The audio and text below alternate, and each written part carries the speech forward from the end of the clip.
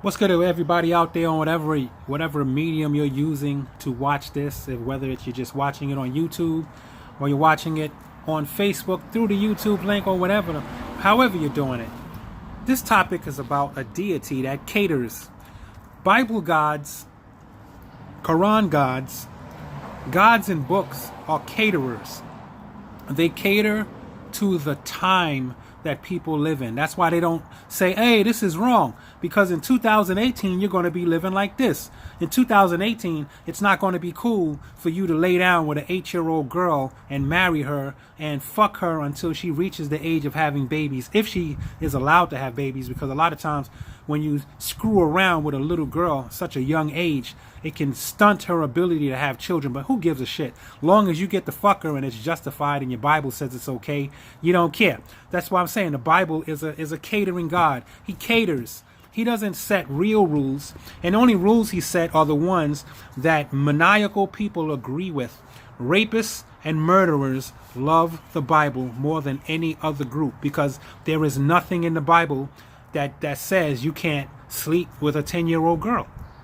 There's nothing in the Bible. And the answer people always give is, well, that was their times. In those times, the life expectancy was short. No, it wasn't. No, it wasn't really that short. They ate healthy food. They lived long lives. They had diseases because they lived on top of each other because of stupid shit in these books that made them live on top of each other. But just stop the bullshit.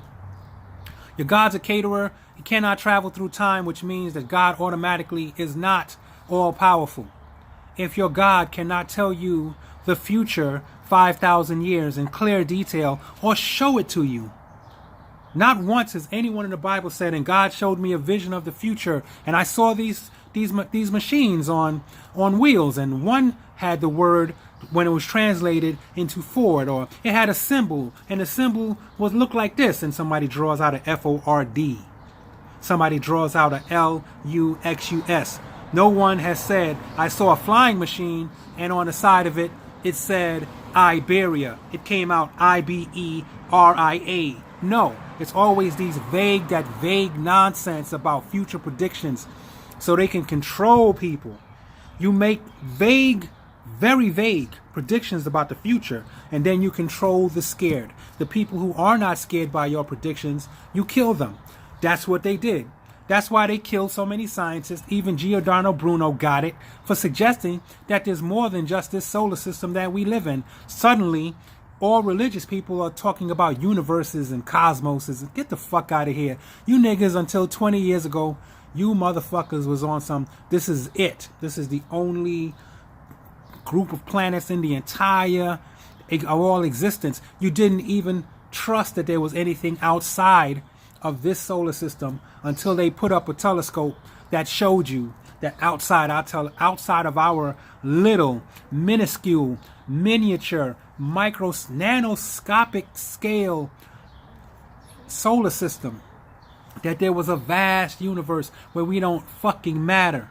That's your problem with universes. You try to tie everything back to you. You try to make everything matter to you, and your God, whoever writes the God, ties the God to the culture of the people, not the other way around. You don't get found by a God. A God doesn't find you guys one day and say, this is how you're going to live. No, you create your God and then you force it on other people.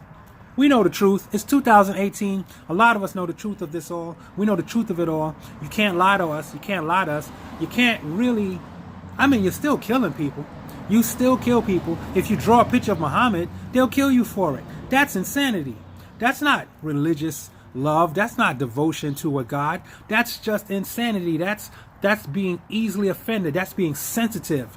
That's what you call being extra sensitive, because we know people who murder in the name of their gods. They know, like we know, that if you don't murder people who don't believe in your God starts to vanish. And if a God is all powerful, people not believing in a God would not get rid of a God.